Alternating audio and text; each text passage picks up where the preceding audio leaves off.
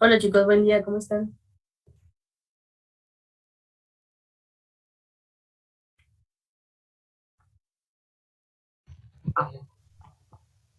Bien, bien, gracias, gracias.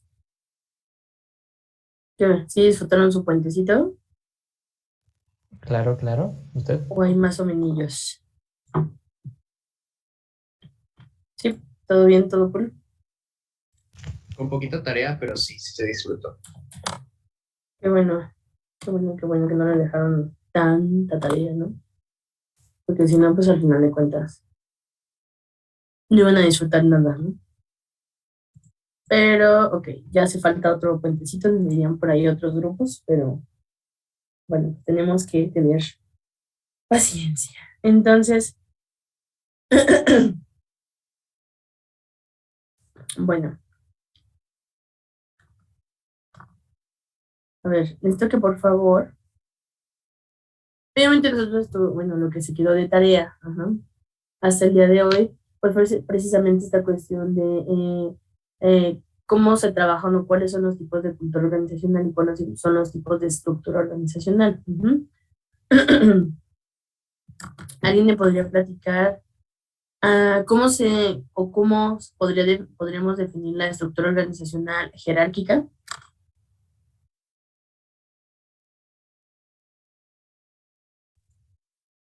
¿Alguien, quien sea? ¿Yo? Sí, sí, sí, adelante.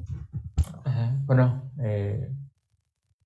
yo cuando lo busqué entendí que era como hay una distinción entre operadores y administradores. Entonces Ujú, se dividen como en niveles y ujú, los de abajo le responden a los de arriba. Pero entre más abajo sea el nivel, más el nivel de, ¿cómo decirlo?, de trabajo técnico hay que hacer. Y más arriba es más administrativo. Entonces las decisiones se toman desde arriba y llegan hasta abajo, que son los que tienen que seguirla. ujú, y Bueno, ya los ejecutan, ¿no? como un resumen, ¿no? De lo que encontré. Ok, ok, ok. Entonces aquí estamos hablando que sería, perdón, estamos hablando que entonces una estructura jerárquica pues sería como la estructura como de un tipo árbol, ¿no? O sea, tenemos las ramas principales y sobre eso van, ahora sí que todos y cada uno de los criterios pues se van, ahora sí que repartiéndome por el árbol, ¿no? O sea, todos y cada una de las órdenes, todos y cada una de las decisiones que se toman, pues al final de cuentas lo van haciendo propio eh, todos y cada uno de los empleados, ¿no? Ahora, ¿qué diferencia hay, por ejemplo, entre la jerárquica, ajá, entre una matricial? ¿Alguien tiene idea? Que lo más seguro es que sí, porque todos hicieron la tarea, ¿verdad? Diferencias entre una jerárquica y una matricial.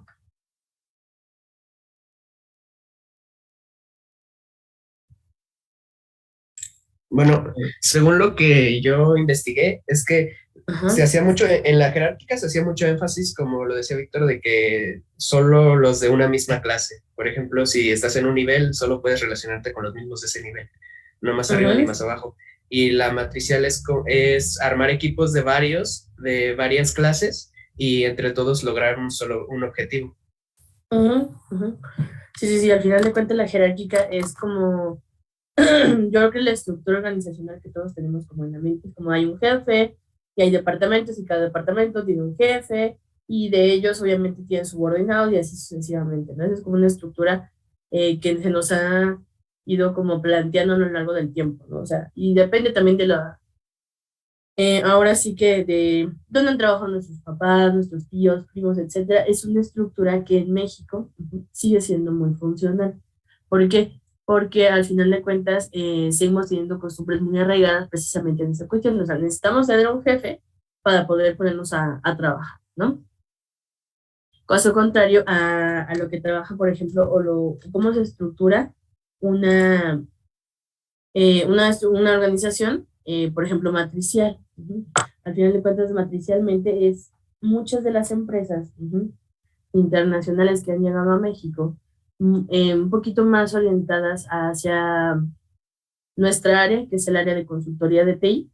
Muchas de esas empresas manejan una estructura organizacional, no siempre matricial, o sea, es como una combinación entre jerárquica y matricial, porque al final de cuentas sí hay jefes, al final de cuentas sí tenemos áreas de trabajo, como por ejemplo el área de desarrollo de software, el área de desarrollo de base de datos, el área de testing, o sea, sigue habiendo esa departamentación que se maneja, pero al final de cuentas trabaja de manera matricial. ¿Por qué? Porque al final del día personas de diferentes departamentos conforman un equipo de trabajo, ¿no? Tenemos un equipo multidisciplinario, que es lo que hemos visto en algún momento. O sea, tenemos que tener líderes de proyecto, ingenieros de requerimientos, ingenieros de pruebas, ingenieros de desarrollo de software, de base de datos, etcétera, etcétera, ¿no? Entonces, al final del día, es como un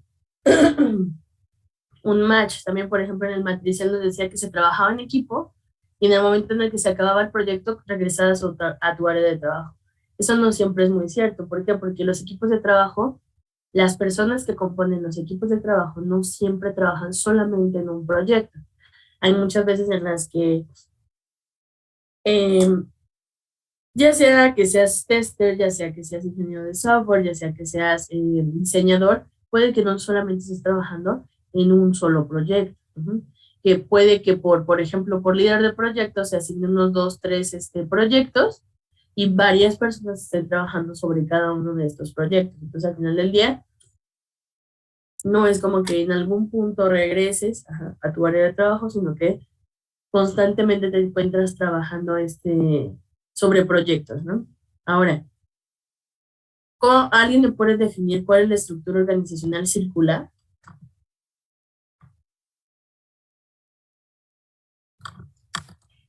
Bueno, según lo que yo encontré, la circular hace como...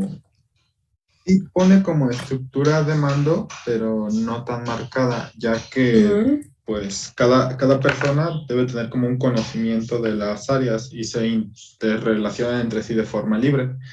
Lo que promueve más que nada es como el flujo de esta información entre las personas para que si uno no sabe hacer algo, pues lo hagan entre varios que sepan un poco de todo ese uno, si es que la persona especializada no se encuentra. Que sea un poquito más democrático el asunto, ¿no? No trabajamos con equipos, o sea, sí podemos llegar a trabajar con equipos de trabajo en una circular, pero lo que trata de hacer es un ambiente un poquito menos estricto, ¿no? Un poquito más homogéneo, a comparación de el funcional, del jerárquico, del lineal todavía, ¿no? Entonces, si se dan cuenta, podemos nosotros identificar o tratar de identificar de manera muy general, o viéndolo desde afuera, por decirlo de alguna manera, algunos tipos de estructuras que algunas empresas trabajan. Entonces, sí es posible que nosotros, conociendo las estructuras de organizaciones, podemos hacernos a la idea de qué tipo de estructura trabajan empresas sin siquiera conocerlas muy a profundidad. ¿Qué pasa? En el momento en el que yo tenga que enfrentarme a trabajar con un cliente, conocer o establecer la estructura organizacional no me va a costar trabajo, ¿ok? Ahorita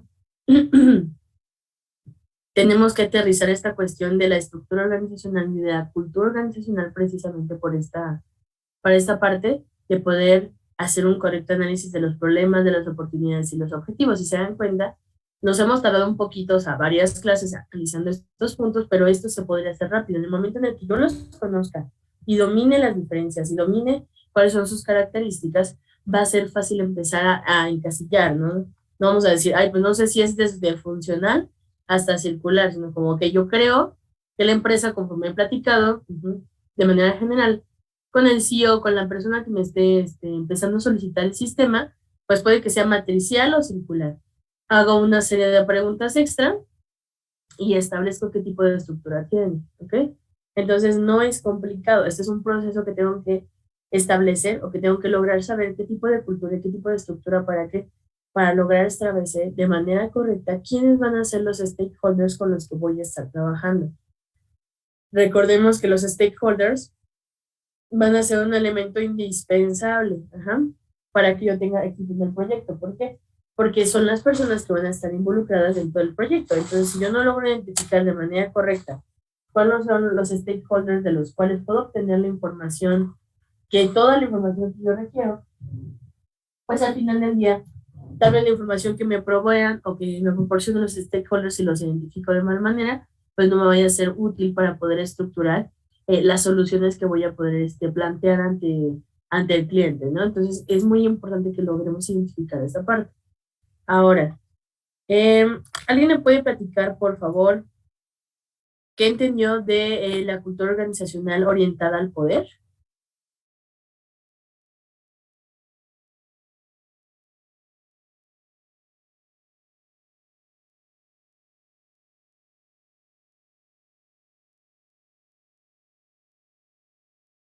¿No? ¿Nadie? ¿Nadie entiende nada?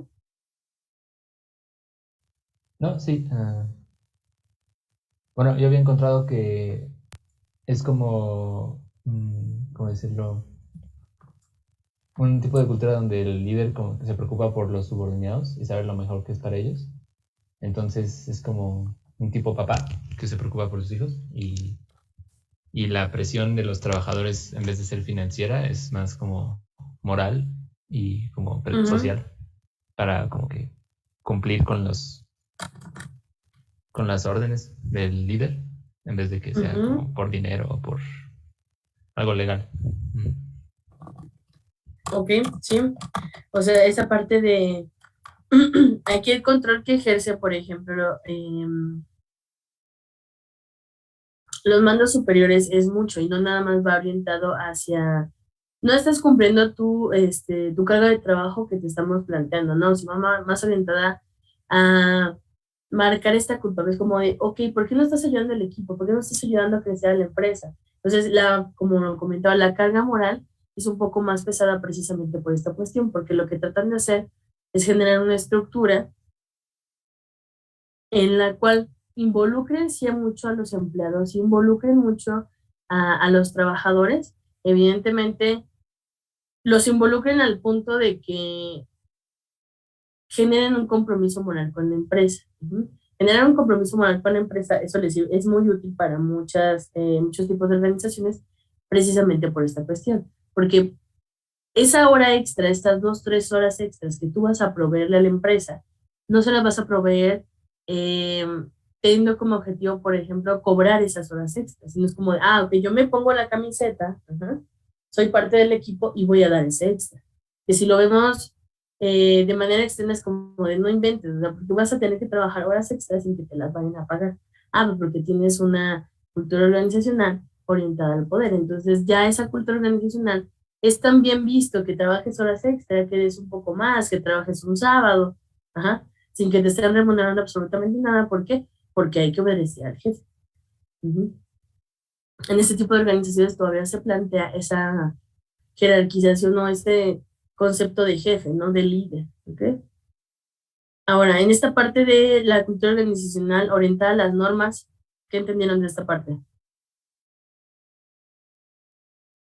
Bueno, por lo que yo entendí es que se le enfoca mucho a seguimiento de lo que son reglas internas de una empresa o organización, porque lo que busca básicamente es como buscar una estabilidad y la seguridad en la compañía, porque si en dado caso que no se llegan a cumplir estas reglas dentro de esta organización, lo que comúnmente se hace pues es aplicar lo que son las sanciones si se llega a infringir algún tipo de normas y así por el estilo.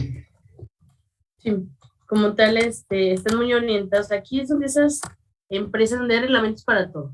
Hay reglamentos para la vestimenta, hay reglamentos para la forma de hasta cómo se estructuran y se contestan los correos. O sea, son empresas que están muy acostumbradas a trabajar sobre reglamentos. O sea, no saben hacer, o sea, la toma de decisiones no es, digamos, como muy participativa. ¿Por qué? Porque para todo hay normas, ¿no? Entonces hay un reglamento de empleados, un reglamento de el área directiva, un reglamento para la vestimenta, un reglamento para el empleado, un reglamento para todo. O sea, existen reglamentos para todo. No porque no existan los reglamentos realmente. O sea, si vemos en la universidad, tienes que un reglamento de estudiantes, un reglamento de maestros, pero no es como que si no pasa exactamente como viene en el reglamento, ya vas a tener una sanción. No, y ustedes lo han visto, o sea, Ustedes tienen un porcentaje de asistencias, un porcentaje de trabajos entregados, pero hay muchas veces en las que sus maestros les sabes que te voy a mandar a NEA, te mando al final. ¿Por qué? Porque yo sé que les he echado ganas, pero tuviste bronca, no sé, en casa. Al final del día, ahí el maestro no está respetando el reglamento de estudiantes. ¿Por qué? Porque en teoría el alumno no tendría el derecho de que se le aplicara un examen final, sino se tendría que ir directamente a NA y pues extraordinario, ¿no? Pero pues el reglamento como es flexible no pasa nada. Hay muchas veces en las que eso no es factible en otro tipo de empresas. Hay veces en las que, y lo vivimos nosotros, o sea, ese tipo de cultura organizacional orientada a las normas es algo que también se trató de implementar y que se sigue implementando en las escuelas en México. Yo creo que todos en algún momento tuvimos una escuela en la que tenías que llevar un uniforme. ¿Y qué pasaba si no llevabas el zapato limpio? ¿Qué pasaba si no llevabas el cabello corto? Las uñas sin pintar, por ejemplo, en el caso de las mujeres. El cabello desarreglado, o sea, empezabas a tener problemas y ya es como de, ¿qué importa que no lleve el zapato boleado? No importa, o sea, no pasaría nada si no llevo el zapato boleado. No pasaría nada si no tengo las casetas blancas. Pero al final de cuentas, eran culturas que nos orientaban precisamente a lo que en teoría se trabajaba en la empresa. ¿Ah? Muchas empresas en México anteriormente trabajaban de esa manera. Si ustedes lo ven con empresas, y más que son manufactureras, de que tienen la materia prima y generan un producto, ese tipo de empresas son así.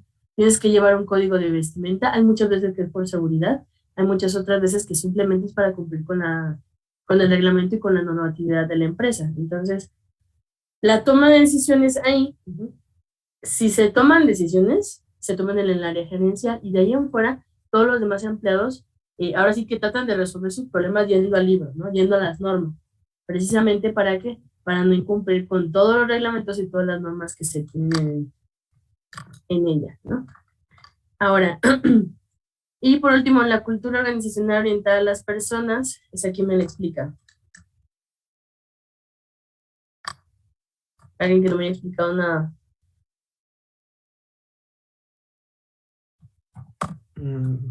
Yo, si quiere. ¿Sí? Bien, bien. Bueno, tipo de organizaciones como que se enfoca en que el empleado tenga un desarrollo o que tenga una formación más allá de lo que tiene, dándole así como que la motivación y satisfacción en los equipos de trabajo en los que se desempeñe, más o menos. Es de lo que yo entendí, de lo que se trata. La cultura organizacional orientada a las personas, lo que tratan de hacer las empresas en ese tipo de culturas es darle prioridad al empleado. O sea, y eso es una cultura que viene desde países primermundistas. Esa cultura se trae precisamente de las empresas que son internacionales en México. ¿Por qué? Porque en México, pues antes el empleado estaba acostumbrado a eso, ¿no? O sea, trabajas más de 8 horas y no te pagan horas extras. Y pues, o sea, a veces si tienes un espacio para poder, por ejemplo, dejar tus cosas, como unos lockers, o sea, como un espacio muy limitado personal. O sea, el espacio personal antes en las empresas de México no existía. O sea, tú llegabas y si acaso tenías un espacio para dejar, si traías una mochila, si traías tu lonchera y listo, y adelante. O sea, desde vas a trabajar, ¿no? Y agradece que te damos una hora de comida y eso te estamos diciendo mucho, ¿no? Entonces, durante muchos años, evidentemente México tuvo una mano, y la sigue teniendo, una mano de obra muy barata, a comparación de muchos países, ¿ok? Muchos y entre más primermundistas sean, muchísimo más la diferencia se vuelve. ¿Por qué? Porque nosotros somos una mano de obra muy barata, o sea, muy, muy, pero muy barata.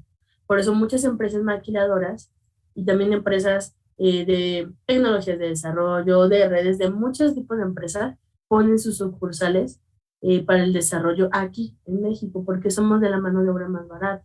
¿No? En cuanto a desarrolladores, nos podemos comparar, por ejemplo, con la India. El problema con la India es que son muchos, ¿no? O sea, aquí tienes 100 desarrolladores y ya tienes 200. Entonces, allá pues la mano de obra es igualmente muy barata, pero pues allí sí nos explotan un poquito más que a nosotros, porque al final de cuentas tiene una cultura similar a la nuestra, pero sí hay muchos, pero al final de cuentas se acaban cansando. Y la ventaja con el mexicano es que somos más o menos muchos, pero la necesidad que tenemos de tener un trabajo es muy alta. Entonces aceptas lo que sea. Entonces hay muchas empresas que obviamente le trabajan a empleados que le trabajan por outsourcing a muchas empresas, pero que al final del día, pues acuérdense que esas empresas del outsourcing no generan una actividad en la empresa, no generas un crecimiento, o sea, es difícil, es difícil que logres una seguridad económica trabajando en una outsourcing y metiéndote a cualquier empresa que te mande, ¿no? Entonces, en México es complicada esta cuestión por esa parte, ¿no? Porque no estamos nosotros acostumbrados a trabajar cómodamente, estamos acostumbrados a trabajar y listo. O sea, tienes que ir a perseguir la chuleta, como dicen, ¿no? Entonces, al final, estamos acostumbrados a trabajar hasta forzadamente. Muy pocas veces, o rara a la vez, tú encuentras a una empresa en la que el 100% de sus empleados estén maravillados por trabajar allí. Y lo podemos ver en ejemplos súper simples, súper dummy, si lo quieren ver. ¿Cuántos TikTok no hemos visto de hueva de estar en el trabajo, ya me quiero salir, ya no veo la hora para poder salir, ya quiero que sea viernes, hasta en el radio lo escuchamos, si es que alguien de ustedes puede escuchar radio. Como de, ya es viernes, ya vamos a liberarnos a descansar, cuando realmente en muchos otros países el trabajo es un gusto, en México es una obligación. ¿Por qué? Porque generamos gastos con los que no podemos absorber normalmente, sacamos tarjetas de crédito de aquí, de aquí, de allá, sacamos préstamos, sacamos un coche de crédito, todo es a crédito, ¿no? Una cultura que también viene de parte de Estados Unidos, todo es a crédito. Hasta la tele la sacamos a crédito, o sea, todos sacamos a crédito, y al final de cuentas, pues te obliga a mantenerte en un trabajo que medio te pague bien. ¿Por qué? Porque necesitas tenerlo. ¿Por qué? Porque tienes demasiadas deudas. Entonces, el trabajo en México no es, nunca, desde hace mucho tiempo, nunca fue, ni hasta ahorita que ha empezado a cambiar un poco, ha sido un gusto. Ahorita ya ha venido esta cultura organizacional orientada hacia las personas, se ha introducido en México y es como de, a ver, o sea, no tienes por qué sufrir, ¿sale? O sea, no hay por qué cortarse las venas al trabajo y querer huir a las 6 de la tarde todos los días, o sea, no. Nunca nosotros, a pesar de que le trabajemos a una empresa internacional, que tenga un tipo de cultura organizacional como orientada a las personas, nunca se va a comparar con lo que realmente viven los empleados en esas empresas donde nacieron. Por ejemplo, en consultoras como Innovery, en consultoras como MS, a pesar de que se rigen, por ejemplo, los días festivos, la gente que trabaja para ese tipo de consultoras, sus días festivos son los de España, ¿no? Entonces, en España, el día del papá, el día de la mamá, el día de la familia son días diferentes que los nuestros, evidentemente, ellos los tienen. Entonces, se tratan de regir sobre reglas similares a las que las empresas donde evidentemente tienen su sede, como por ejemplo en España, las tienen, pero no son iguales. O sea, el porcentaje del salario baja para México. O sea, te siguen pagando menos, a pesar de que seas de los que mejor te paguen en el área, pero sigue siendo menos que si trabajaras o hubieras conseguido su trabajo estando en España. Al final de cuentas, la cultura organizacional de ese tipo de empresas, ya sea nacionales o internacionales, que tratan de adaptar la cultura organizacional orientada a las personas, si la empresa es internacional, nunca se va a comparar al 100% a lo que realmente viven los empleados, por ejemplo, en las sedes. Al final de cuentas, los bonos, la cantidad de sueldo, nunca se va a llegar a comparar. ¿Por qué? Porque seguimos siendo su mano de obra barata. Pero eso no significa que sea mano para nosotros. Al final de cuentas, ese tipo de empresas ofrecen de los mejores sueldos que tú puedes obtener como trabajador del área de las tecnologías de información que puedas conseguir en México. Sigue siendo bueno, sigue siendo una mejora, pero eso significa que fuera lo mejor. En ese tipo de sedes, en ese tipo de países donde surgen esas consultoras, pues siempre les va a ir un poco mejor. Entonces es esa cuestión de, no sé si llamarlo conversación, no, conservación o malinchismo, como lo quieran llamar, pero al final del día eso es algo que sigue pasando. Los empleados, por ejemplo, que trabajan para General Electric, el ambiente de trabajo y la estructura que se tiene aquí en General Electric no es exactamente igual que como la tienen en sus países sedes o en países primermundistas como lo es Estados Unidos. sí tienen esa libertad de horario, entran a la hora que quieren, o sea, tienen que cumplir solamente objetivos, o sea, tienen que cumplir con sus objetivos, o sea, entregas, y a la hora que tú quieras trabajar, lo trabajas. O sea, si tú trabajas mejor en la madrugada, sin ningún problema, puedes entrar de 12 de la noche a 4 de la mañana, te sales, te duermes, desayunas y después regresas. O sea, no hay un horario fijo, que eso es parte de la cultura organizacional. Que, por ejemplo, empresas como Deloitte, como Everest, intentan plantear una cultura organizacional orientada a las personas, pero siguen teniendo normas, pero siguen teniendo reglamentos. O sea, ya no tan estrictos como de que tienes que vestir así, así, así, así. No, como de no pasa nada, vente en pantalón de mezclilla, vente en playera. Si tienes junta, nomás vente un poco más formal y listos. Ya no es tan estricto, pero ¿qué pasa con el horario? Entras a las 9 y sales a las 6. Pero es que necesito ir, es que necesito ir. Entras a las 9 y sales a las 6. ¿Por qué? Porque cumples con un horario, te dan una tarjeta de acceso y esos horarios los tienes que cumplir. O sea, sigue siendo una adaptación de cultura organizacional parcial. No es 100% como, por ejemplo, la gente que trabaja en Google, como la gente que le trabaja en General Electric, otro tipo de empresas de ese calibre que es, no pasa nada. O sea, en Google tienen alberca, todas las canchas habidas y por haber, tienen canchas hasta de Quidditch, tienen gimnasio, tienen lo que quieras. O sea, si tu centro deportivo se encuentra dentro de la empresa y a la hora que gustes y mandes tú trabajas. Puedes no salir en 2 días. ¿Por qué? Porque hay regadera, baño, alberca, todo lo que tú necesites. Ajá. Tienen 1000 tipos tienen unas 5, 7, 15 cafeterías, ajá, con todos los tipos de comida del mundo. Entonces, si hoy se te antoja comida tailandesa y mañana se te antoja comida mexicana, va a haber. Y no te cobran absolutamente nada. Entonces, ese tipo de cultura organizacional 100% orientada hacia las personas, en México no ha logrado llegar. ¿Por qué? Porque también el mexicano es flojito. Muchas de las empresas, y no lo digo yo, muchas de las empresas, yo creo que lo lograron practicar con amigos, hasta con sus papás, con sus tíos. Ajá. Cuando llegó esta parte de la pandemia y a todo el mundo lo mandaron a su casa, a muchas personas les costó trabajar en casa. Porque en México estamos acostumbrados a tener esa cultura de papá se va a las 7, 8 de la mañana, regresa a las 6 de la tarde y regresa fundido, ¿no? Entonces regresa a descansar, a ver la tele, a platicar, a jugar con los niños. O sea, nosotros estamos acostumbrados a esa idea. Y en el momento en el que ya no se iba nadie, hasta los mismos empleados, a la familia le costó tener a todo el mundo ahí guardado en la casa, como hasta los mismos empleados les costó trabajar. Es como de, bueno, pues, o sea, si es virtual, puedo trabajar como a esta hora, puedo trabajar como a la otra, y también empezaron a llegar vicios de parte de las empresas. Hay veces en las que, si el horario del empleado era de 9 a 6, ahorita de 9 a 9, casi, casi. ¿Por qué? Porque a cualquier hora le podía pedir el jefe cualquier cosa. ¿Por qué? Porque estaba en home office. Entonces, sin ningún problema, se le pueden asignar más tareas, más trabajo, y traerlos a marchas un poquito más forzadas. ¿Por qué? Pues porque estabas en el home office, entonces estás en tu casa, estás cómodo, no hay ningún problema. Si quieres, no te bañas ese día y estás en tu casa haciendo el trabajo que tienes que hacer. Entonces, evidentemente puedes trabajar más, que en teoría eso no es correcto. ¿Por qué? Porque tu empleado lo tienes contratado de 9 a 6. A las 6 ya no deberías de por molestar. Y eso no pasaba cuando no estábamos en pandemia. Cuando estábamos en pandemia era tipo, no hay ningún problema. O sea, salgo a las 6 y yo me olvido de la vida, no sé quién apaga el teléfono, no tengo por qué estar contestando absolutamente nada.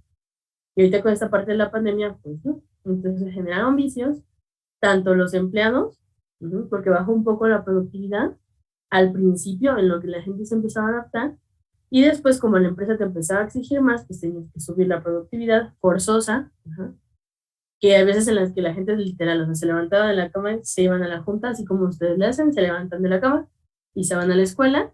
Al final de cuentas no es lo mismo. El desempeño, el aprendizaje que ustedes tienen, las ganas que le echan, no es lo mismo. ¿Por qué? Porque nosotros no estamos acostumbrados a esa virtualidad.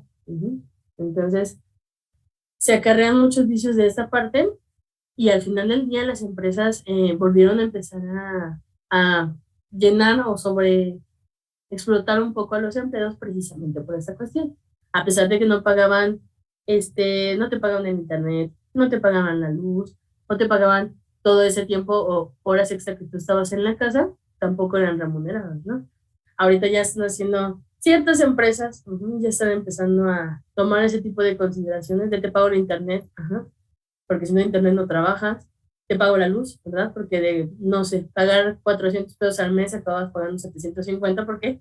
Porque todo el mundo estaba conectado en la casa, ¿no? Y ese tipo de cuestiones, que al final de cuentas son consideraciones que se toman en cuenta si las empresas tienen un tipo de cultura organizacional que le importe un poco al empleado, ¿no? Si son tipos o empresas que trabajan con cultura organizacionales orientadas total y completamente a los resultados. Híjole, pues la verdad es que la seguridad, estabilidad mental, física, cualquier cosa de empleado no es muy importante. Entonces, igualmente hay empresas internacionales que a pesar de que tienen muy buen sueldo, muy buenas prestaciones, muy buen todo, sigue habiendo personas que siguen falleciendo o siguen teniendo problemas de salud por el estrés, precisamente por esta parte del trabajo, desde que son muchas responsabilidades, que son muchos proyectos. Hay muchas personas, no sé si las han conocido, yo sí conozco muchas personas que trabajan en ese tipo de empresas que han tenido colapsos nerviosos. ¿Por qué? Por tanto estrés. Así pasa, así te enfermas de estrés. Puede que usted lo vea en algún familiar, puede que lo conozcan de otra manera, pero sí pasa. O sea, el estrés sí afecta a la salud. Y hay muchas veces en que muchas empresas no lo toman en cuenta. Como de, pues tenemos que lograr el objetivo, tenemos que lograr sacar el proyecto, tenemos que lograr sacar esto, el otro, y pues ni modo, o sea, eres un empleado más y te tienes que eh, pues dedicar al 100%, ¿no? Que la realidad es que no pasa nada si se muere el empleado, o sea, literal, así yéndonos muy dramáticos, no pasa nada si se muere el empleado, ya contratarán a otro y hará exactamente el mismo trabajo. Nunca vamos a ser indispensables en ninguna empresa. Yo creo que en el único lado donde tal vez podemos llegar a ser, entre comillas, indispensables es en nuestra familia, y a pesar de eso, aunque lleguemos a faltar, la vida sigue, ¿no? Entonces, muchas empresas y muchos empleados no ven esa cuestión. Las empresas saben que nosotros somos reemplazables, pero nosotros sentimos que no lo somos. Entonces, das ese 200% que al final de cuentas, pues acaba afectando esta parte de la salud, y más si la empresa no lo toma en cuenta, ¿no? Si está orientada 100% a los resultados o a los productos, pues el que va a salir afectado, pues vas a ser tú, ¿no? O sea, el trabajo va a seguir, tú vas a estar enfermo, pero el trabajo va a seguir y vas a ser reemplazable, ¿no? Mientras no des ese 400% que dabas, pues al final del día, este, no es como que le vaya a afectar mucho a la empresa, ¿no? Dime un segundo.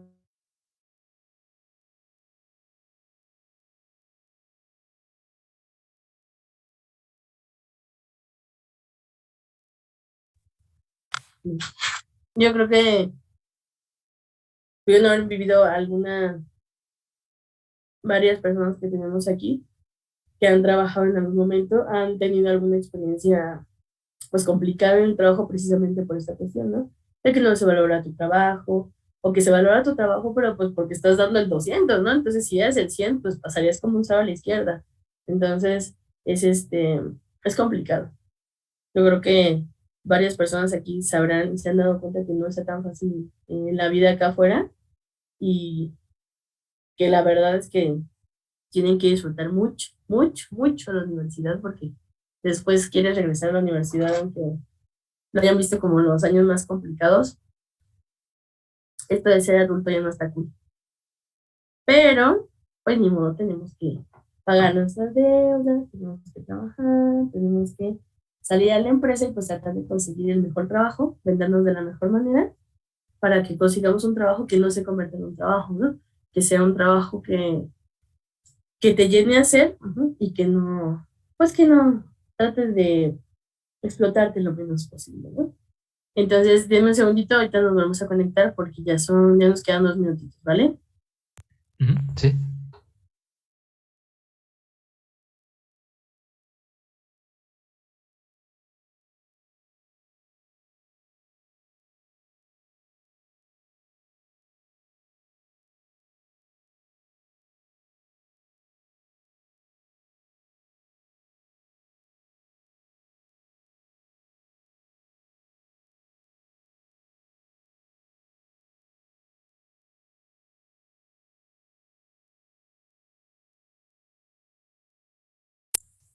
Ok. En lo que los demás se van integrando, vayan prendiendo su cámara por fin para tomar la asistencia el día de hoy.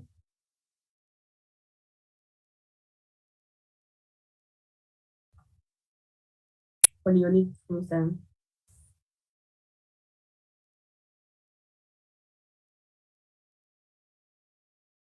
Ya falta un poquito de integración.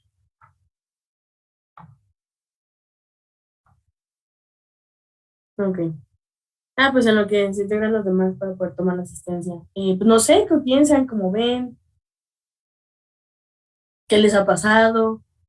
¿Qué pasó por su mente? Ya no quiero salir a trabajar. No sé. Díganme, platíquenme.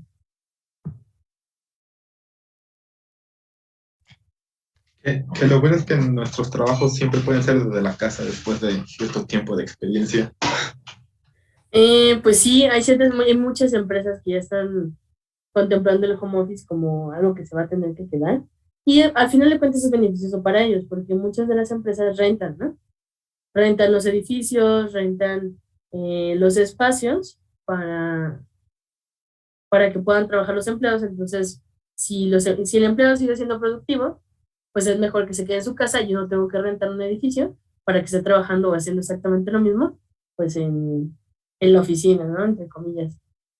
Pero pues eso, hay mucha gente que no le funciona. Por ejemplo, Santiago puede decir, ¿sabes qué? Sin broncas, ¿no? Yo trabajo mejor en casa, ¿no? Guardadito, sin broncas, pero yo siento que hay gente que también no le agrada mucho la idea del home office. No sé si sea alguien aquí no le guste estar en su casa o no sienta que es lo suficientemente productivo en casa,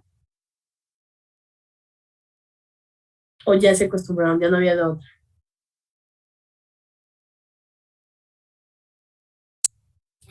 Yo estoy como entre que sí me gusta y no me gusta, porque efectivamente siento que en ciertos momentos como que tengo la libertad de flojear y flojeaba. Ujú. Y pues en una oficina pues no podría hacer eso. Pero pues también Pues está... sí, no, ¿eh?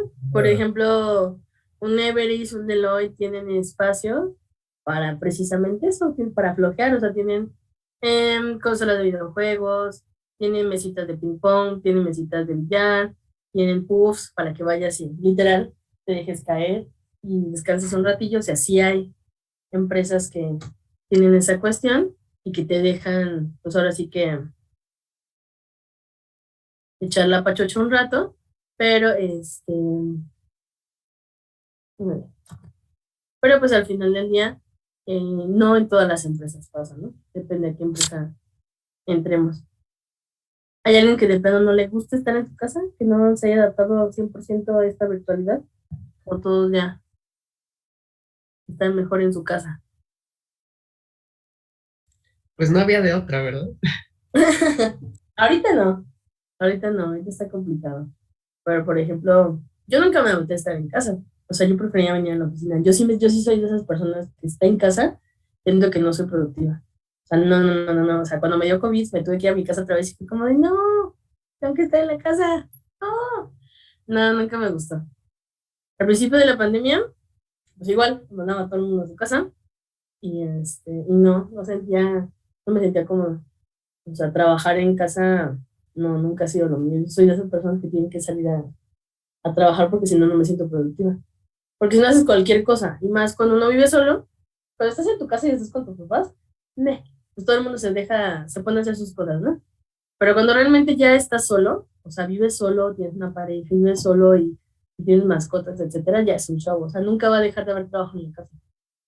Entonces, en lugar de ponerme a trabajar 100% a lo que ustedes quieran, a mi trabajo administrativo, a las clases, a lo que sea el doctorado, mejor me ponía a hacer otras cosas y al final de cuentas se me empezaba a acumular a mí el trabajo. O sea, el trabajo que realmente tenía que hacer se empezaba a acumular. Entonces, no. Yo la verdad, esa parte de trabajar en casa no, no funciona. O sea, no me gusta. No, no me gusta para nada. No está cool. Hay gente que le encanta y es muy respetable. Pero sí, yo soy de esas personas que no. No es productiva en casa. Ya tomé su asistencia, ¿vale? Ahora, regresando en materia, Déjenme les comparto. Entonces, nos quedamos en esta parte. Nos quedamos en la primera fase del ciclo de vida de desarrollo de sistemas. Vimos cómo tenemos que identificar todos y cada uno de mis stakeholders, qué tengo que conocer primero de la empresa, qué tengo que conocer de la cultura. ¿Por qué? Porque esa cultura y esa estructura afecta en la forma en la que se trabaja dentro de las empresas. Entonces, el flujo de la estructura de trabajo, de las actividades que se tienen que llevar a cabo dentro del sistema que tal vez yo tengo que desarrollar va a ser diferente. Entonces, es indispensable conocer esta parte.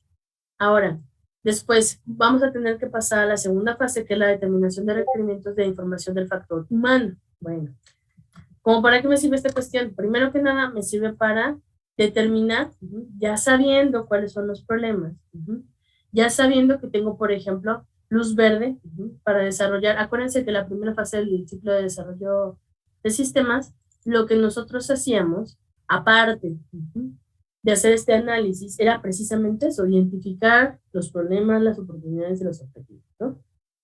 Se presentaban esta identificación de oportunidades, problemas y objetivos a la persona que te esté contratando, puede ser el CEO, puede ser el jefe de departamento, puede ser quien sea, al cliente como tal, y el cliente te decía, ¿sabes qué? Mira, de estos 10 problemas, pues es que tienes una ventana de tiempo de 6 meses. ¿Qué me puedes resolver? Pues sabes que te resuelvo 4. Perfecto, 4 de esas problemáticas. Listo. Y sobre eso empiezas a trabajar o construir la idea o el concepto del proyecto que se tiene que desarrollar. Ya no trabajas con los 10. Trabajas solamente con los 4. Entonces, la primera fase me sirve para hacer construir como la película de lo que está pasando a grandes rasgos en la empresa, conocer cuáles son mis stakeholders con los que yo voy a estar trabajando durante todo el proyecto, y también para poder determinar qué problemáticas son las que voy a atender, qué necesidades, qué oportunidades y qué objetivos. Si solamente me marcan que tengo que resolver 4 problemáticas y dejar aparte todo lo demás, lo dejo aparte. ¿Por qué? Porque el cliente es el que manda, ¿no? Entonces, identifico estas cuestiones. A grandes rasgos, se empieza a hacer un mapa de qué es lo que se tiene que realizar, que sería resolver estas 4 problemáticas, atendiendo ciertos requerimientos, y listo, ¿no? Continúo con esta parte de la determinación de, de requerimientos del factor humano. Bueno, ¿qué hago aquí? Bueno, aquí te necesito identificar las necesidades muy puntuales de los usuarios, ¿ok? Y del usuario en específico final. Si tengo la oportunidad de trabajar con el usuario final, qué mejor. Si no tengo la oportunidad de trabajar con el usuario final, acuérdense que dentro de ciertas empresas hay empleados que fungen como usuario final. Entonces me tengo que dirigir a trabajar con ellos. ¿Para qué? Para poder conocer cómo llevan a cabo ellos los procesos en el día a día que vamos a automatizar. Recuerden que una problemática puede ser que un proceso sea muy lento o que tenga muchos errores. ¿Por qué? Porque mucha parte del proceso pues sea realizada por los usuarios tal cual, ¿no? Entonces tal vez una de las problemáticas que se tengan que resolver es la automatización de no de un proceso, sino de varios procesos que llevan a cabo los usuarios finales. Entonces, primero necesito entender y saber a ciencia cierta qué es lo que ocurre, cómo ocurre y cómo se resuelve. Por ejemplo, tengo que conocer el proceso que se lleva a cabo, cuál es un proceso, 2 procesos, 3 procesos, cuáles son los procesos, calcular la nómina, por ejemplo, identificar cuáles son las demandas de manutención que tienen empleados, o sea, ese tipo de cosas, determinar el qué. Después tengo que determinar cómo se hace.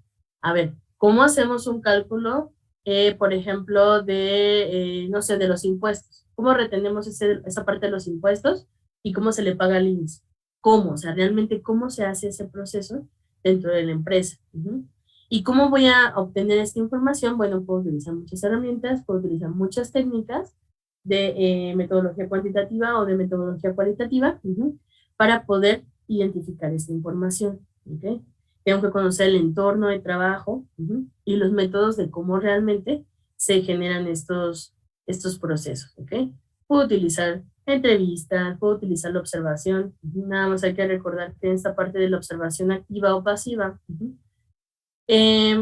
Cuando un empleado se siente observado, se comporta diferente, y eso es para todo, ¿no? O sea, no es lo mismo que nosotros estuviéramos en el salón de clases a que usted esté en su casa. Apagan la cámara y pueden estar o no estar. Apagan la cámara y pueden ir al baño y dejar ahora sí que el Zoom abierto. Pueden irse a desayunar y dejar la computadora. O sea, siempre nos vamos a comportar diferente si nos están observando. Les digo, prendan la cámara y se sientan, se arreglan el cabello, se acomodan. Le pasaría lo mismo que estuviéramos en esta parte presencial.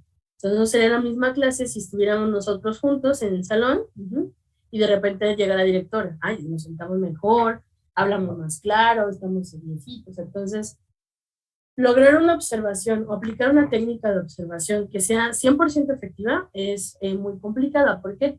Porque el empleado va a modificar su comportamiento. ¿Por qué? Porque lo van a estar observando. Entonces, muchas veces la observación activa no es tan funcional, pero sí la observación pasiva. Si hay cámaras, si hay grabaciones, observas cómo se comporta el usuario final, ¿no? Estos métodos, evidentemente, me van a proveer información y esa información ya la voy a utilizar precisamente para conocer cuáles son las necesidades que tienen los usuarios finales. Ahora, nosotros podemos resolver o tratar de plantear diferentes cuestionamientos a la hora de que yo esté obteniendo la información, que son cuestionamientos orientados a esta parte del HCI, como por ejemplo, ¿cuáles son las fortalezas y las limitaciones físicas de los usuarios? Yo tengo un empleado que sin ningún problema se para, se sienta, se levanta para el archivero, o tengo un empleado que ya es mayor, tengo un empleado que el usuario final, pues al final de cuentas son secretarias que tienen arriba de 45, 50 años. Bueno, aquí la movilidad, la velocidad, la vista, el oído, son debilidades que empezamos a observar, ¿no? Podemos hacer, por ejemplo, qué tan perceptible, sabiendo ese tipo de limitaciones que tiene el usuario o de ventajas que tiene el usuario, hay que establecer, por ejemplo, qué tan perceptible, qué tan legible, qué tan seguro, qué tan visual podemos hacer un sistema conociendo este tipo de debilidades y fortalezas que tiene el usuario. ¿Cómo podemos o cómo se puede diseñar un sistema que sea fácil de recordar, de aprender? Aquí es cuando tenemos que trabajar con los manuales de usuario o un manual de usuario realmente no le va a funcionar a esta empresa y a estos empleados. ¿Por qué? Porque vamos a necesitar una capacitación. ¿Por qué? Porque la edad es complicada y el aprendizaje, pues evidentemente lo es un poco más, ¿no? Entonces, cuando nosotros, independientemente de que nosotros hagamos un sistema para una empresa en la que no exista ningún sistema, o sea, para los procesos que nosotros vamos a automatizar no exista nada más, no hay un sistema que haga parcialmente lo que nosotros tenemos que hacer, igualmente tenemos que averiguar esta serie de preguntas, ¿ok? ¿Hay un sistema o no hay un sistema? Lo tengo que averiguar. Estas preguntas van un poquito más orientadas a cuando hay un sistema, por eso viene así marcado en la lámina. ¿Y qué es lo que tengo que identificar? Bueno, digamos que se tiene un sistema. Ahora, este sistema no resuelve el 100% de los problemas, o tal vez es hasta el mismo sistema propicia alguno de los problemas, ¿no? Entonces tiene algunos errores, algunas fallas. Bueno, ¿qué tengo que saber primero? Primero que nada, quiénes son las personas que están involucradas en el sistema.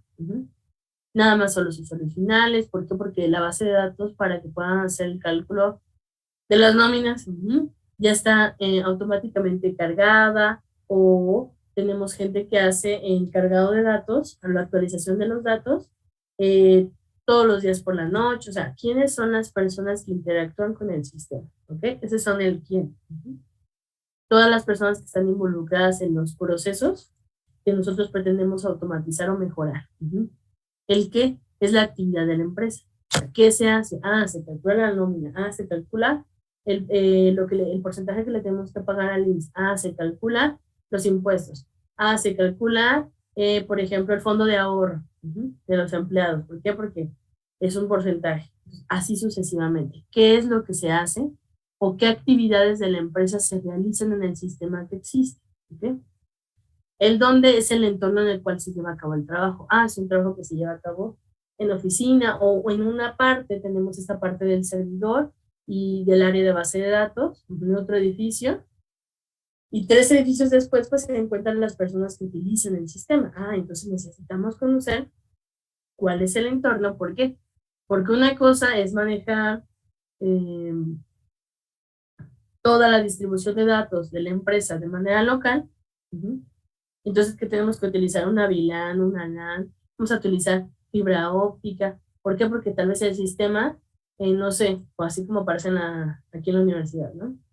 Nosotros tenemos un sistema que se llama CIA, en donde podemos consultar a los alumnos, todos sus datos. De hecho, nosotros consultamos lo que necesitamos de ustedes mediante su expediente. Evidentemente, nosotros no tenemos esa base de datos aquí en la facultad. Esa base de datos se tiene en CEU. ¿Eso qué quiere decir? Que van a tener que poder trabajar o tener acceso a esos datos que se encuentran centralizados en CEU. Entonces, esos datos, ¿por dónde van a tener que viajar?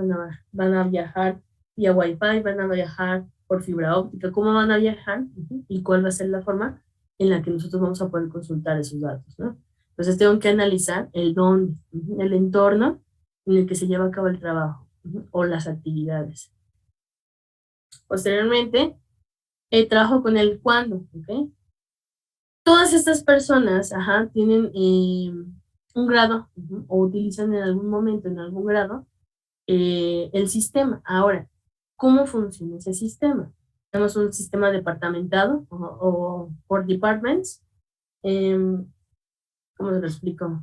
No sé en inglés o en español. Un sistema con diferentes...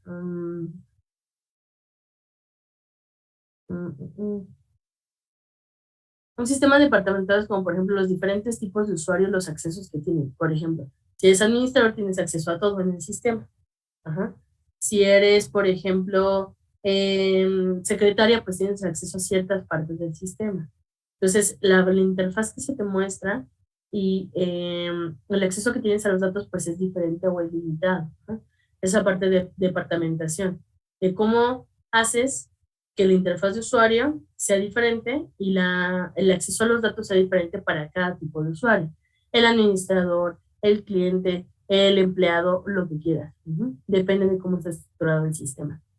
Y por último, el cómo, lo que ya les había platicado, la forma en particular en cómo se llevan a cabo los procedimientos actuales. Cómo se saca realmente ese porcentaje del IMSS. Pues dependiendo del sueldo, se saca un porcentaje de este porcentaje. Ok, ¿cómo se hace el descuento de, no sé, de la caja de ahorro? Bueno, pues el porcentaje de la caja de ahorro es un, no sé, un 3-4% de lo que gana el empleado a la quincena.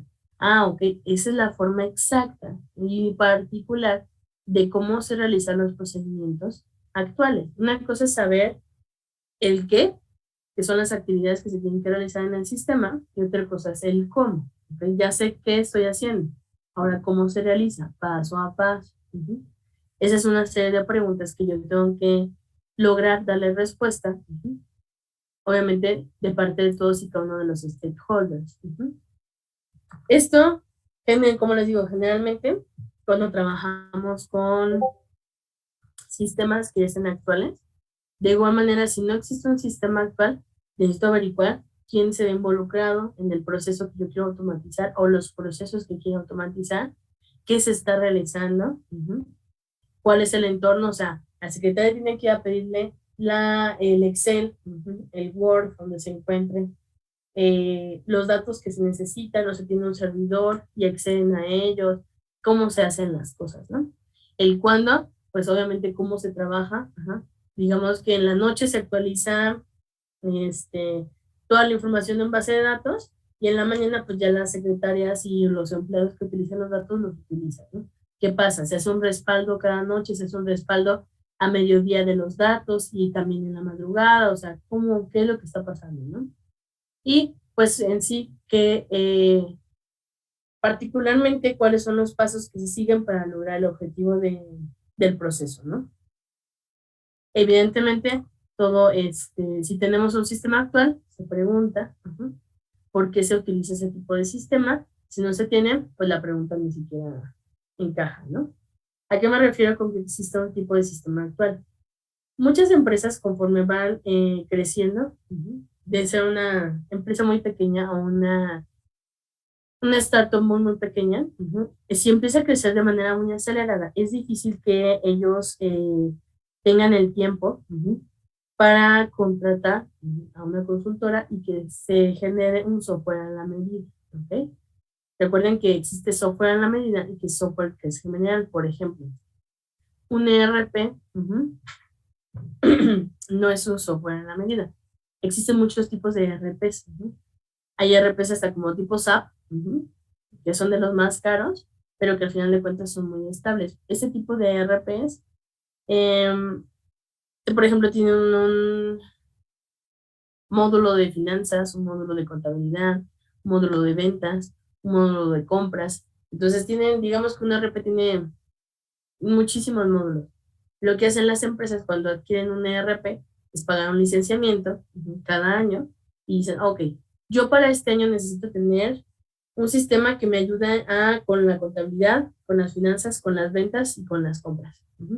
Entonces, de las 20 opciones que tú tienes de módulos del ERP, contratas 4 y los pagas. Al final de cuentas, son módulos de un sistema que te van a ayudar a implementar evidentemente en la empresa, pero que no está 100% adaptado a las necesidades que tú tienes. Es un sistema, es un ERP, del cual tú eliges qué módulos necesitas, qué módulos te urgen y que al final de cuentas los pones a trabajar en la empresa. Entonces, si crecen de manera muy acelerada las empresas, contratan muchas veces un ERP. ¿Por qué? Porque es lo más rápido. Eso ya está, nada más se contrata, se hacen algunos match y análisis de los sistemas con los que se cuentan, físicos, el hardware que se tiene, y se instala. Eso se puede hacer en una semana, 2 semanas a lo mucho, a comparación de generar un desarrollo, un proyecto de software a la medida que te puede tomar de 6 meses a 1 año o más. Y más cuando vas a trabajar con esta cuestión delicada de los dineros, ¿no? Entonces, muchas veces las empresas cuando ya están un poco más estables, su porcentaje de crecimiento no se estanca, pero se estabiliza. Ese es el momento en el que ahora sí ya vienen a las consultoras y sabes que necesito un sistema, pues que esté adaptado a mis necesidades, que me ayude a resolver problemas muy puntuales, que el sistema actual que tengo, que puede ser un ERP, no me ayudan a completar, ¿no? O a solucionar. ¿Sí se entiende más o menos qué hacemos en esta segunda fase del ciclo de vida? Sí, igual los RP son muy confusos a veces. Donde trabajaba antes usábamos uno que era muy... para el tiempo que estamos era muy, ¿cómo decirlo? Antiguo. Y era como por licencias, como dice, pero eran limitadas, entonces, no sé, éramos 10 en la oficina que necesitábamos usar el programa, pero solo había 5 licencias. Entonces todo el tiempo era un gritadero de, cierra tu sesión para que yo pueda entrar a la mía, no sé qué. Sí. Y más si las empresas no invierten en esta parte, pues es lo que dice Víctor, al final de cuentas acabamos trabajando un ERP viejísimo, ¿no? Sí. Y por sentencias así de que tienes que guardar y se tarda como un buen actualizar todo. Y al final creo que sí cambiaron. Se llamaba Sideline y ahora iban a usar SAP cuando ya me salí. Pero sí era... Si conocías bien ese ERP, sí podías ayudar a mucha gente, pero también abusaban de ti porque eras el único que les sabía mover. Sí, claro, que les sabía el asunto, ¿no? Sí, porque sí, es como base de datos, pero pues un oficinista así, X, pues no conoce de ese. Sí, no. Esa parte de ese conocimiento pues no lo trae, ¿no? Muy activo, ¿no? Sí, entonces está complicado. Sí, no es tan fácil. Y precisamente por eso, por eso antes, hace muchos años, todavía se encasillaba a las personas que salen como ingenieros en computación, licenciados en informática, etcétera, pues eran como los que ayudaban a esas cuestiones, ¿no? Y como tú te dedicas a esto, tú ayúdame. O sí, pero pues yo, o sea, mi área es muchísimo más amplia que venirte a arreglar un problemita, ¿no? Que eso es una cuestión que desapareció y cuando empezaron a llegar muchas consultoras a México y ya, de hecho, muchas empresas sí tienen área de sistemas, pero la realidad es que el área de sistemas se encarga de esos problemitas, ya no se encarga de desarrollar, de gestionar, de hacer un desarrollo de software, de mejoras, o sea, realmente ya no se dedican a esas cuestiones, simplemente es como un área nada más de soporte de tecnologías, que lo que era antes, ¿no? Que era todo, desde desarrollo, ayúdame, compónme la impresora y todo lo demás, ¿no? Entonces, sí podemos lograr ver un poquito esta parte de la evolución, ¿vale? Ok, entonces, un segundito. Uy, que tengo una junta ahorita en 10 minutitos. Bueno, antes de que pasemos al tercer paso del ciclo de vida de desarrollo de sistemas, que es esta parte del análisis de las necesidades del sistema, tenemos que ver qué tenemos. Aquí yo ya sé, más o menos, en este punto del ciclo de vida, yo ya sé, pues, cuáles son las problemáticas principales que tengo que resolver. Y tengo así que la conciencia de, a grandes rasgos, empiezo a generar un mapa del proyecto que se tiene que realizar. Ya sé qué problemáticas tengo, ya sé qué requerimientos tienen esas problemáticas y qué necesidades tengo que cumplir. ¿Ok? Esos requerimientos van a tener que ser rastreables a lo largo de todo el proyecto. No en el producto final, a lo largo de todo el proyecto. ¿Cómo voy a rastrear el requerimiento a lo largo del proyecto? Bueno, este requerimiento es un requerimiento muy simple. Digamos que tenemos que generar nosotros una base de datos que sea de tipo relacional, en la cual nosotros establezcamos la relación entre diferentes departamentos de la empresa. Ok.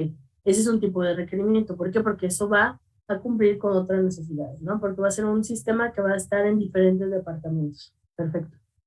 Si es una necesidad, ¿en dónde la voy a arrastrar? ¿Dónde voy a colocar? Si lo quieren ver muy gráfico, ¿dónde voy a tener ese pizarrón? ¿Dónde voy a plantar todo el proyecto? Eso generalmente nosotros lo hacemos en herramientas. En herramientas que son especializadas para la gestión de los proyectos, ¿vale? ¿Dónde voy a mapear? Dentro de un proyecto, ¿dónde voy a mapear ese requerimiento? No va a estar en el análisis, porque precisamente el análisis es donde yo lo identifico, donde yo lo establezco, dónde lo voy a colocar, tal vez en el diseño. Desde el diseño de base de datos yo voy a colocar ese requerimiento, voy a decir, ¿sabes qué? Se tiene que generar una base de datos que sea relacional, que sea capaz de almacenar los datos y las tablas de la información que vamos a necesitar de diferentes departamentos, como de finanzas, como de contabilidad y como de ventas. Perfecto. Ahora hay que estructurar esa base de datos, ¿no? Entonces, todos y cada uno de mis requerimientos van a ser rastreables. Todos y cada uno de mis requerimientos van a tener que ser mapeables. En el siguiente paso, que es el análisis de las necesidades del sistema, aquí, en este punto, yo, aparte de hacer ese mapeo como muy general, que conforme vayamos avanzando vamos a ver cómo lo vamos a ver tangible, después de que yo ya sepa qué se hace, cómo se hace, quién se ve involucrado, cómo es la forma en la que trabajan, estos procesos que yo deseo automatizar en el sistema, o mejorar la automatización que ya existía, necesito saber de dónde van a salir la información. Para esto, cuando yo empiezo a trabajar en el análisis de las necesidades del sistema, tengo que empezar a generar un diccionario de datos. ¿Qué es un diccionario de datos? Bueno, el diccionario de datos va a componer toda la información necesaria para poder hacer un análisis correcto de la arquitectura de la información. ¿Qué es la arquitectura de la información? Bueno, cuando yo estoy trabajando en un proyecto, cuando yo ya sé qué problemas hay, qué necesidades, qué requerimientos, ya sé qué procesos voy a automatizar, cómo se tienen que llevar a cabo esos procesos, quién los tiene que llevar a cabo, todas las personas que lo tienen que llevar a cabo, tengo que empezar a construir una arquitectura de información. Esta arquitectura de información a mí me va a servir empezarla a generar. ¿Para qué? Para yo empezar a entender cuál es la información que ocupo, de dónde la ocupo y cómo la voy a obtener. Si la información yo la voy a tener que obtener de una base de datos, bueno, estoy trabajando con un DBMS similar al que estoy acostumbrado a trabajar, o voy a tener que trabajar con el mismo DBMS que tiene en la base de datos. Si toda la información va a ser de la base de datos, tengo que conocer si la base de datos es centralizada, o es descentralizada, o está por servidores, en la nube. ¿Cuáles son los accesos, los permisos que tengo que tener? ¿Para qué? Para que yo pueda consultar esos datos. Todas las personas que vayan a utilizar el sistema van a tener acceso a esos datos, o voy a tener que generar un sistema por departamentación. Generarle permisos diferentes a los diferentes tipos de usuarios. ¿Cuáles son los procesos que voy a llevar a cabo? ¿Cómo se tienen que realizar? Y si toda la información la tenemos que jalar de base de datos, o esa información va a tener que venir también de archivos externos. Ahora, esos archivos, ¿cómo se van a leer y cómo los va a interpretar el sistema? Eso es la arquitectura de información. ¿Cómo yo voy a trabajar con la estructura del sistema? Y aquí es donde yo voy a trabajar con un concepto un poquito abstracto, que es la modularidad. Un sistema, nunca vamos a hablar de un sistema como un todo. Es algo que yo también les planteé en primeros semestres. Cuando nosotros trabajamos con el desarrollo de sistemas, o con este caso, cuando lo veíamos en primeros semestres, en algoritmos, había algo que se llamaba el diseño descendente. El diseño descendente, hay un segundo.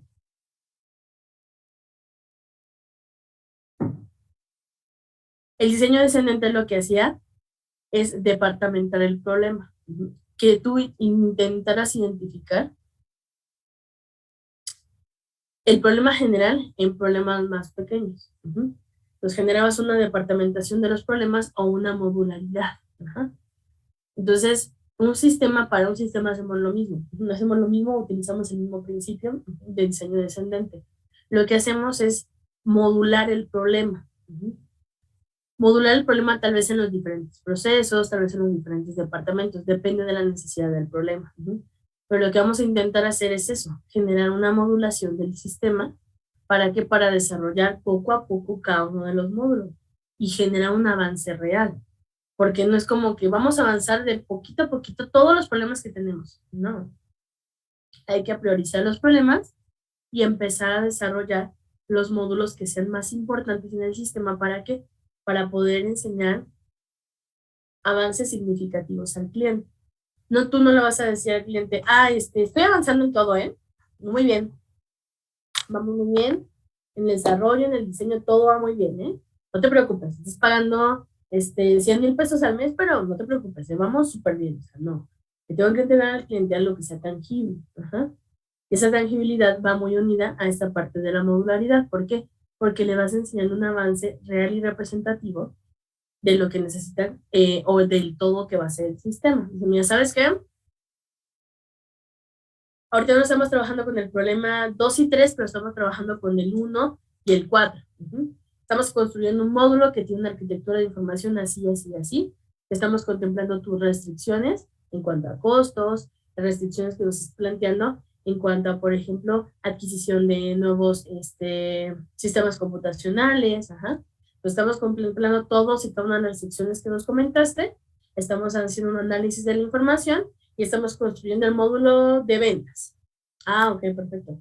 Entonces estás constantemente entregando avances del proyecto. No vas a entregar avances del proyecto como estamos trabajando en toda la vez, súper bien. Vamos al full. No te preocupes, estamos avanzando bien, síguenos pagando. No, tengo que entregar avances tangibles. Y esta cuestión de la modularidad me ayuda a trabajar de manera un poco más eficiente estas entregas, estos avances al cliente, y que el cliente no vaya pues desesperándose, Entonces también depende mucho de la metodología de desarrollo que yo elija o del framework que yo elija. ¿Por qué? Porque este se presta a mostrar este tipo de avances, ¿ok?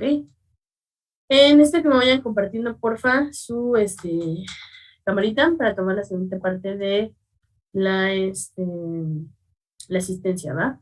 Como les digo, tengo reunión ahorita 2:30. Díganme cómo van, cómo vamos. Bien, más o menos. Hay los tres, sí, lo estoy entendiendo. Sí, bien. ¿Todo cool? Todo bien. Va que va. Va que va, perfecto. Entonces, en la siguiente clase, conforme vayamos viendo esta parte de análisis del sistema, vamos a empezar a plantear el trabajo que va a contar para el 30% de este parcial, ¿ok? Acuérdense que había un pastel, que les dije que era para trabajo semestral y para trabajo parcial. Y y un 30% que decía que era de proyecto final. Obviamente trabajamos ese pastel para el primer parcial, me falta ese 30%, ¿no? Entonces, la siguiente clase les voy a empezar a establecer cómo vamos a llevar a cabo ese 30%. ¿Va que va? Perfecto. Sale pues, denme un segundito, déjenme tomar la captura. Y como ya les había dejado mucha tarea, así le dejamos ahorita. Ya en la siguiente clase vemos que sigue, ¿ok? Entonces, listo chicos, ya tengo la captura. Si gustan irse desconectando, no hay problema, ¿vale? Nos vemos, bonito día. Gracias, hasta luego. Bye.